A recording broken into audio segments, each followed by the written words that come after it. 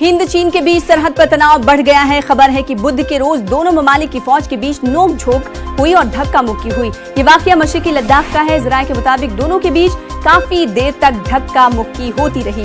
बताया जा रहा है कि लाइफ ऑफ एक्चुअल कंट्रोल यानी LAC पर ऐसे वाकयात होते रहते हैं। तो हिंद चीन के बीच सरहद पर तनाव बढ़ गया है। खबर है कि बुध के रोज दोनों ममालिक की फौज के बीच नोकझोंक हुई और धक्का मुक्की तक की नौबत आ गई। ये वाकया मशरिकी लद्दाख का है। जराये ये कह रहे हैं कि दोनों के बीच काफी देर तक धक्का मुक्की होती रही। LAC पर ऐसे वाकयात होते रहते हैं। LOC पर आपको बता दें कि ऐसे वाकयात होते रहते हैं। शंकर आनंद हमारे साथ, हमारे नुमाइंदे जुड़ रहे हैं दिल्ली से।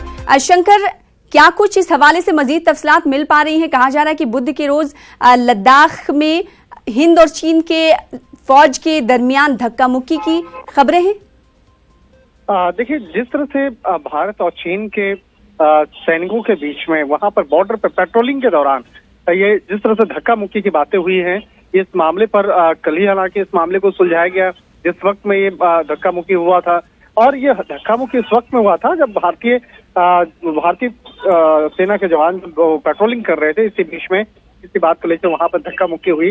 हालांकि ये लद्दाख का पैरोंग झील है। जो पैरोंग झील है, यहाँ पर ये पूरा लद्दाख का बहुत ही खूबसूरत इलाका है और तकरीबन 134 किलोमीटर लंबी ये पैरोंग झील है। और उसी के उत्तरी किनारे में दोनों देशों के सैनिकों के बीच में तानातनी हुई और देर शाम तक ये चलती रही और दोनों तरफ से संघर्ष जारी करते हुए उसके बाद लद्दाख की स्थिति को लेकर दोनों पक्षों के विभिन्न मान्यताओं में कई तरह की जो बातचीत है वो चलती रही।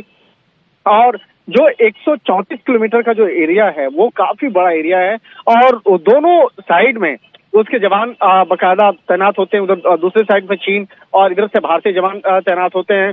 तो जिस वक्त में ये हुआ है, चीन के पीपल्स लिबरेशन आर्मी के सैनिकों के साथ में ये झंझट हुआ था। उसके बाद दोनों ने काफी देर तक धक्का मुक्की हुई। उसके बाद दोनों पक्ष के तरफ से बाकायदा फिर उसके बाद जब तनाव काफी बढ़ता गया तो उसके बाद जो वरिष्ठ अधिकारी हैं, बाकायदा सेना के जो वरिष्ठ अधिकारी हैं, वो आपस में मिल बैठ के इस मामले को सुलझाने की कोशिश की और ये कल देर रात तक चलता रहा। और इस मामले में लाइन ऑफ एक्चुअल कंट्रोल जो है यानी जिसको LAC कहते हैं, वहां पर दोनों पक्षों के लोग जो है फिर एक साथ बैठे और इनका बॉर्डर पर्सनल मीटिंग और फ्लैग मीटिंग के मसले पर भी इसका समाधान जो है वो किया गया। तो एक तरह से कह सकते हैं कि दोनों देशों के बीच में जिस तरह से भी सीमा विवाद को लेकर एक महत्वपूर्ण बैठक भी होनी थी सप्ताह, लेकिन हालांकि किसी कारणवश वो बैठक कैंसिल हो गई जिसमें कि चीन के विदेश मंत्री और भारत की तरफ से NSA अजीत डोभाल उस बैठक में शिरकत करने वाले थे। हालांकि वो तो बैठक चल गई, लेकिन जिस तरह से कल धक्का मुक्की हुई है भारतीय और चीन के जवानों के बीच में, निश्चित तौर पे इस मामले को आगे भी इस तरह की चीजें ना हो, इसलिए इसका जल्द से जल्द समाधान भी कराना जरूरी होगा। जाहिर सी बात है। बेहद शुक्रिया शंकर आनंद हमारे साथ जुड़ने के लिए और तफसीलात फराहम करने के लिए।